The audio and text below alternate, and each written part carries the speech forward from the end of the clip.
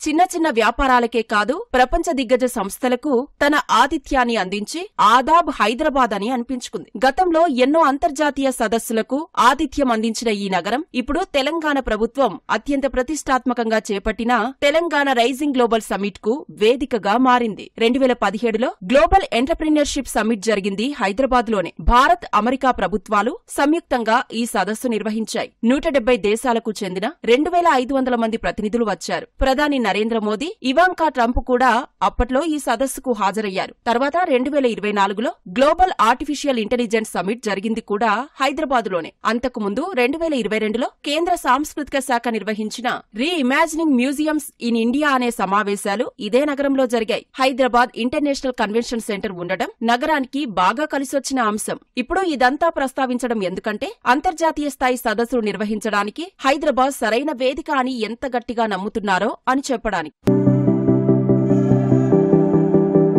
ముంబాయి, బెంగళూరు, చెన్నై, ఢిల్లీ, కోల్కతా సాధారణంగా నగరాల ప్రస్తావన వచ్చినప్పుడల్లా వీటి గురించి కూడా చర్చిస్తారు. కానీ ఈ వరుసలో ముందుగా వినిపించే పేరు మాత్రం హైదరాబాద్. పేరులోనే కాదు తీరులోనూ ముందుంటుంది ఈ నగరం. ఎందుకంటే మిగతా నగరాలకు ఒక్కో ప్రత్యేకత ఉంది. కానీ హైదరాబాదులో మాత్రం అన్ని రకాల ప్రత్యేకతలు ఉన్నాయి.